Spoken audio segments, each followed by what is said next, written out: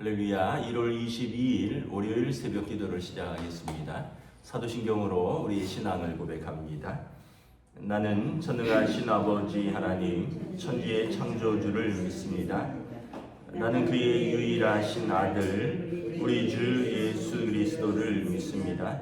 그는 성령으로 잉태되어 동정녀 마리아에게서 나시고 본디오 빌라도에게 고난을 받아 십자가에 못 박혀 죽으시고 장사된 지 사흘 만에 죽은 자 가운데서 다시 살아나셨으며 하늘에 오르시어 전능하신 아버지 하나님 우편에 앉아 계시다가 거기로부터 살아있는 자와 죽은 자를 심판하러 오십니다. 나는 성령을 믿으며 거룩한 공교회와 성도의 교제와 죄를 용서받는 것과 몸의 부활과 영생을 믿습니다. 아멘. 찬송가 542장 찬양하시겠습니다. 찬송가 542장입니다.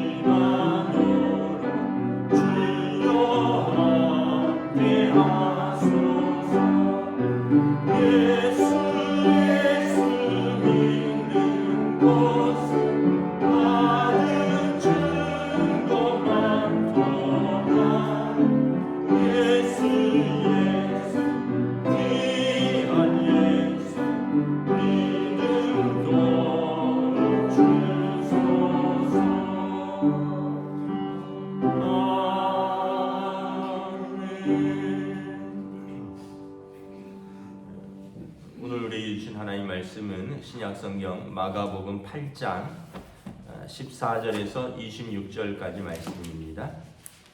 마가복음 8장 14절에서 26절까지 말씀입니다.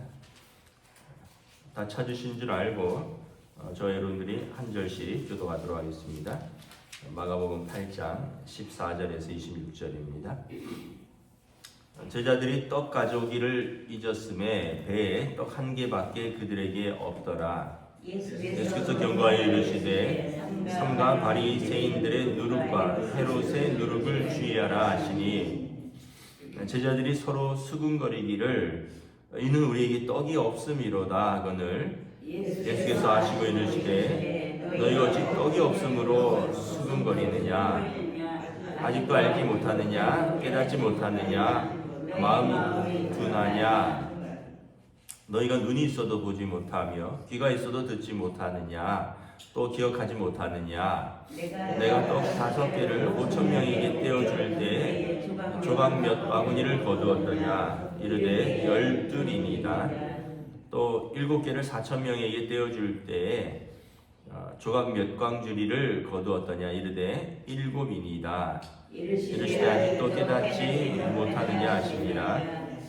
베세다의 이름에 사람들이 맹인 한 사람을 데리고 예수께 나와 손 대시기를 구하거늘 예수께서 맹인의 손을 붙잡으시고 마을 밖으로 데리고 나가사 눈에 침을 뱉으시며 그에게 안수하시고 무엇이 보이느냐 물으시니 쳐다보며 이르시되 사람들이 보이나이다 나무 같은 것들이 걸어가는 것을 보나이다 하거늘 이에 그 눈에 다시 안수하시매 그가 주목하여 보더니 나와서 모든 것을 밝히 보느니라. 함께 읽습니다. 예수께서 그 사람을 집으로 보내시며 이르시되 마을에는 들어가지 말라 하시니라. 아멘. 할렐루야. 네, 오늘 또 새로운 하루 새로운 한 주가 시작되었습니다. 하나님께서 은혜와 평강 주시기를 축복합니다. 네, 우리 지금 겨울이 3한 4온이죠. 지금 월화수가 아주 강추입니다.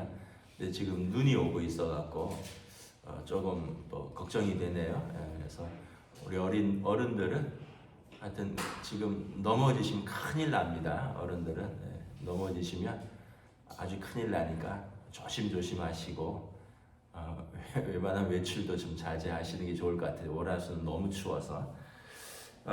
오늘 말씀은 이제 2가지를 말씀하고 있습니다. 하나는 예수님께서 바리새인들의 누룩과 헤롯의 누룩을 주의하라. 15절에 누룩은 성경에서 이제 좋은 의미로 쓰일 때는 하나님 나라의 확장을 예수님 말씀하시면서 하나님 나라는 누룩 같아서 작은 누룩이 물가로 큰 덩어리를 부풀게 한다. 하나님 나라가 이렇게 확장되는 의미고요. 대부분 누룩은 좀 부정적인 의미입니다. 예를 들어서 이집트에서 출애굽할 때 누룩 없는 빵을 먹었거든요. 이것은 너무 급히 나와서 빵을 반죽하고 부풀릴 시간이 없었기 때문입니다. 그러면서 누룩 이제 유월절 무교절이 되면 유대인들은 집에 있는 누룩을 다 제거합니다. 이제 곰팡이를 말하는 거죠. 그것은 이제 이집트에서의 어떤 옛 생활을 청산한다라는 의미가 있습니다. 그래서 성경에서 대부분 누룩은 좀 이렇게 청산해야 될 것들을 말을 합니다. 오늘 말씀은 예수님께서 바리새인들의 누룩과 헤롯의 누룩을 주의하라. 바리새인들의 누룩은요 외식입니다. 외식. 바리새인들에게서 청산해야 될 것은 외식이고 헤롯의 누룩은 탐욕입니다. 헤로디아 그 사촌 그 어떤 이복 동생의 아내를 정욕으로 빼앗았죠. 그러니까 이 사람들의 누룩은 어떤 면에서 보면 일반적인 사람들이 갖고 있는 본성적인 옛 생활입니다. 외식은 자기의죠. 내가 옳다라는 것이고요. 탐욕은 자기애입니다. 자기를 사랑해서 그냥 죄악된 것도 자기 사랑 때문에 충족시키는 거죠. 헤롯의 누룩은 아니 정욕 때문에 이제 이복 동생의 아내를 빼앗는 것 이런 것들은 어떤 면에서 보면 자기 사랑이 지나친 죄의 결과고 바리새인들의 누룩은 신앙생활을 자기 자랑의 도구로 삼는 그런 외식의 일을 말하는 것입니다. 우리에게도 다 조금씩 있습니다. 이렇게까지 심하지는 않을지 몰라도 우리에게도 사람들에게 인정받고 또 의롭다 여김을 받고 그래서 다른 사람보다 더 낫다라는 걸 자기 스스로 증명하려고 하는 그런 우리에게도 이런 바리새인들의 누룩, 자기 의가 있고 또 우리에게도 때때로 양심도 저버리고 신앙도 접어버리고 우리가 어떤 물질이나 정욕 때문에 시험에 넘어지고 유혹에 무너지는 또 모습들도 있거든요. 그러니까 우리에게도 다 이런 누룩이 있는 거죠. 예수님께서 바리새인들의 누룩과 헤롯의 누룩을 주의하라. 예수님이 좀 비유로 많이 말씀을 하셨는데 이제 제자들은 아직 마음이 둔하여서 이게 떡을 안 가져왔다 이렇게 책망하시는 줄 알고 우리가 떡을 준비 못했구나 막 수근거리는 거죠. 이 누룩이 있어야지 떡을 이제 부풀리고 그래서 아마 예수님과 제자들이 먹을 수 있는데 제자들은 우리가 누룩을 안 가져와서 떡을 안 가져왔던 걸 예수님이 책망하시는구나. 그러니까 예수님께서 너희 마음이 이렇게 둔하냐? 내가 언제 떡 때문에 고민하더냐? 오병이어 사건과 칠병이어 사건을 생각해봐라. 떡 때문에 그렇게 고민하느냐? 그러면서 또 이것도 예수님의 그들의 마음에 그 말씀을 들어도 깨닫지 못하는 마음의 좀 둔함을 뭐 책망이라기보다는 좀 안타까워하신 것이죠. 그러면서 이제 다른 한 사건이 나옵니다. 22절부터 26절에 한 맹인이 이렇게 나왔는데 예수님께서 이제 좀 특별한 치료 행위를 하셔요. 침을 뱉으시고 안수하십니다. 그리고 무엇이 보이느냐 물으십니다. 그랬더니 이 사람이 대답하기를 사람들이 보이는데 사람의 형체가 정확히 보이지 않는다는 거예요. 나무 같은 것들이 걸어가는 것을 보나이다. 이에 다시 눈에 안수합니다. 그래서 그가 이제 좀 주목하여 좀 다시 잘 보니까 이제 모든 것을 밝히 본다라는 거죠. 그래서 예수님께서 이제 그를 이렇게 두 번 안수해서 고친 사건인데 이것도 사실은 조금 해석하기가 쉽지는 않아요. 왜냐하면 예수님께서 때로는 말씀만으로 고치실 때도 있고요. 때로는 손으로 안수하셔서 고치신 경우도 있고, 때로는 진흙을 이겨서 또 눈에 바르고 고치신 적도 있고, 예수님의 치료 행위가 좀 다양하십니다. 오늘은 또 그의 눈에 침을 뱉으셨다. 그리고 그에게 안수하셨다. 왜 그랬는지 우리가 다 이해는 못하는데 일단은 우리가 이제 두 가지를 추정을 할 수 있죠. 하나는 뭐냐면 예수님께서 그를 안타깝게 여기셨다라는 거예요. 그래서 그에게 안수는 손을 대셨다는 거죠. 왜 침을 뱉었는지는 잘 모르겠어요. 진흙을 이겨 바르신 것도 있으니까 그런 건 잘 모르겠지만 예수님께서 그분의 몸에 손을 대셨다는, 안수는 손을 대는 거잖아요. 그분을 불쌍히 여기셨다. 그리고 두 번이나 그를 불쌍히 여기셨다. 그러니까 그분에 대하여 불쌍한 마음이 아주 크셨다라는 거예요. 여러분, 우리가 예수님께 나오면 예수님이 우리를 불쌍히 여기십니다. 우리의 문제, 우리의 죄, 우리의 고통, 우리의 눈물, 우리의 슬픔, 우리가 가지고 나오면 예수님이 우리를 불쌍히 여기십니다. 그리고 두 번이나 해결될 때까지 우리를 만져주시는 거예요. 여러분, 사람들이 다른 사람을 불쌍히 여기는 것은 한계가 있어요. 우리 마음이 다 그런 마음이 있죠. 아유, 안 됐네. 아유, 불쌍하다. 그런데 그냥 그 정도에서 크게 더 나아가지 못합니다. 조금 더 나아가면 그를 위해서 기도하는 것. 사실 기도하는 것이 우리가 할 수 있는 가장 큰 것이죠. 아니면 같이 밥 먹어주고 같이 차 마시면서 이야기 들어주고 좀 같이 울어주는 것. 그 정도가 우리가 할 수 있는 사실 최선의 거죠. 우리가 다른 사람의 문제를 다 해결할 수가 없어요. 왜냐하면 우리도 연약한 인간이고 우리도 문제를 가지고 있기 때문에 그래서 사람에게 문제를 가져가는 것은 약간의 위로를 받을 수 있습니다. 그런데 다 해결을 해줄 수 없으니까 다시 우리는 그 문제를 여전히 갖고 있는 셈입니다. 예수님께 가져가면 예수님께서 우리의 마음을 위로해 주시고 우리의 문제를 해결해 주세요. 여러분, 기도가 왜 중요하냐라면 일단은 기도를 통해서 이 우리의 맺힌 마음이 풀어집니다. 기도하기 전에는 이것을 사람도 해결을 할 수 없고 나도 해결을 할 수 없고 그러니까 마음이 꽉 막혀 있어요. 근데 이 기도를 통해서 일단은 우리가 하나님 앞에 다 쏟아 놓습니다. 여러분 사람 앞에는 다 쏟아 놓을 수 없잖아요. 체면도 있고 또 좀 부끄러움도 있고 또 다 알리기 어려운 어떤 사정도 있고 사람 앞에 어찌 다 얘기하겠습니까? 특별히 뭐 가정적인 얘기라든가 이런 건. 근데 하나님 앞에는 다 쏟아 놓을 수 있잖아요. 그러니까 우리의 맺힌 것들이 일단은 좀 풀어지는 효과가 있어요. 두 번째는 하나님께서 우리를 위해서 탄식하시며 성령님께서 기도하신다 그랬어요. 나는 너무 힘들고 어려워서 기도할 힘도 없는데 우리 안에 계신 성령님께서 말할 수 없는 탄식 가운데 우리를 위하여 기도하신대요.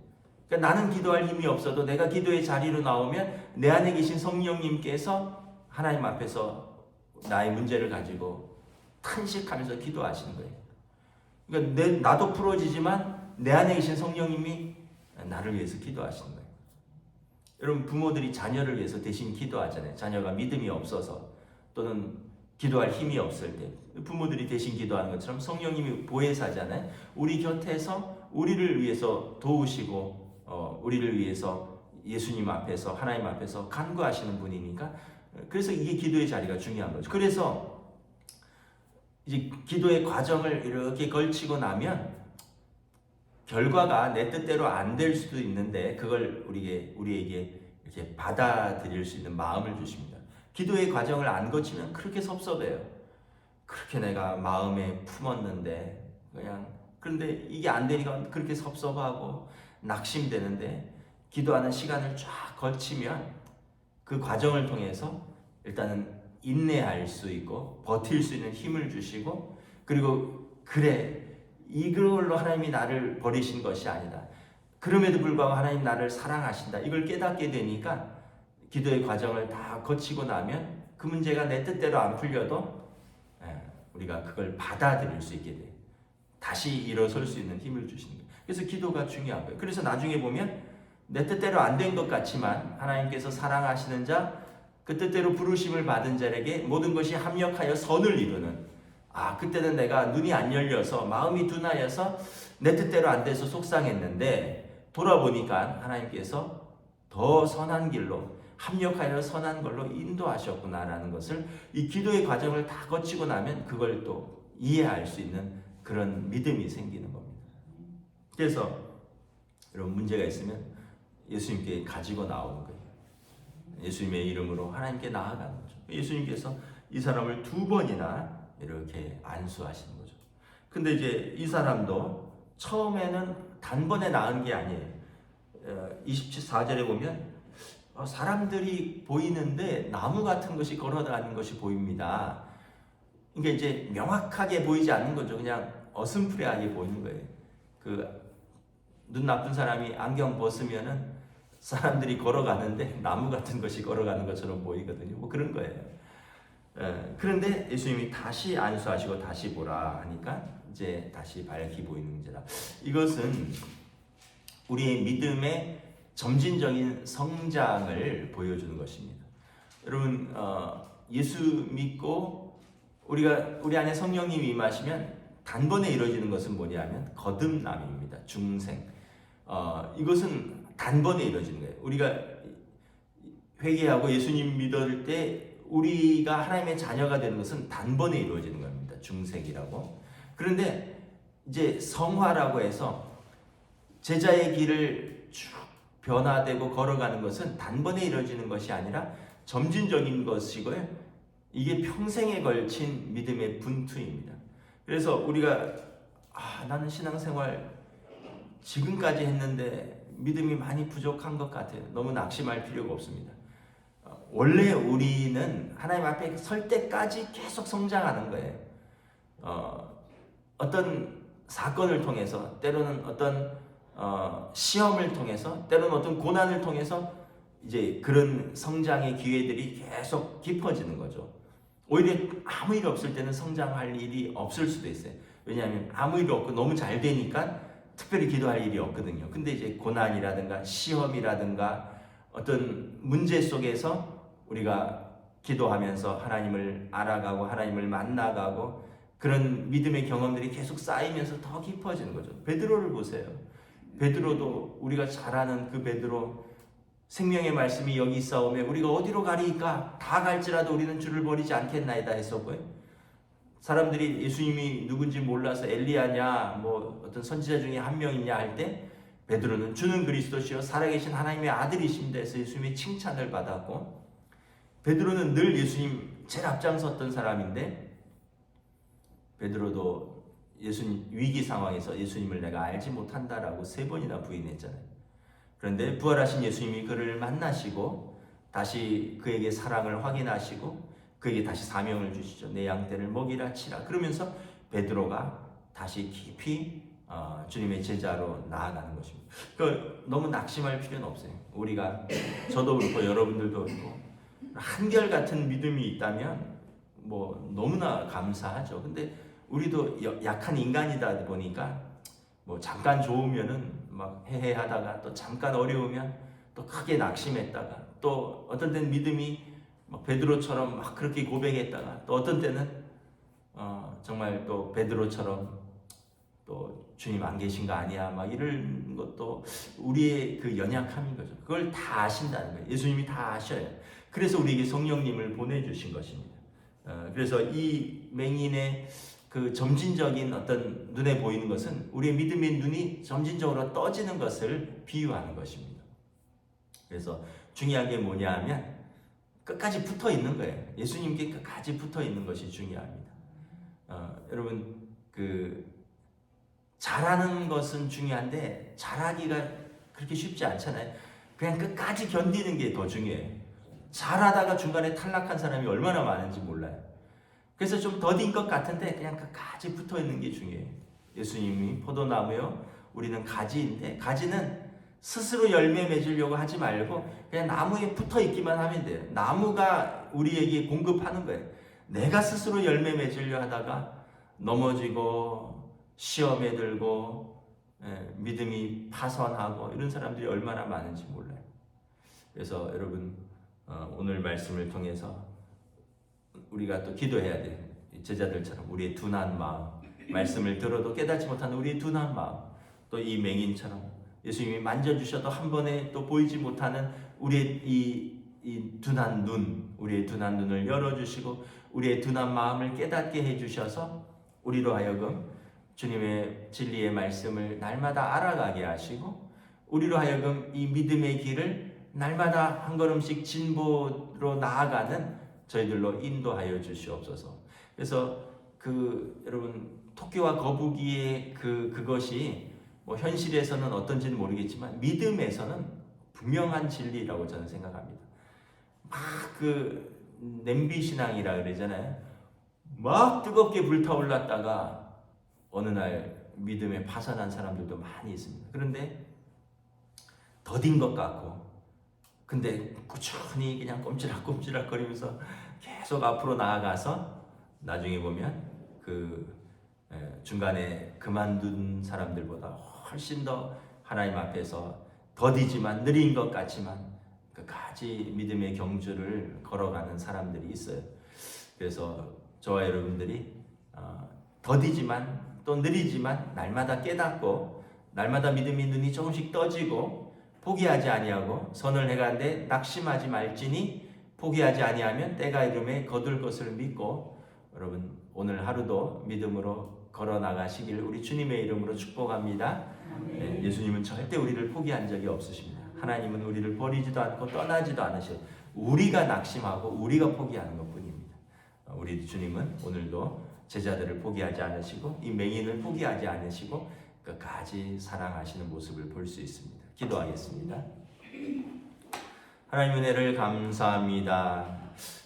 저희들이 마음이 이렇게 둔하여서 그렇게 말씀을 듣고 진리를 들었음에도 때로는 우리에게도 바리새인의 누룩과 때로는 우리에게도 헤롯의 누룩 때문에 우리 믿음이 자라나지 못하는 방해물이 될 때가 있습니다.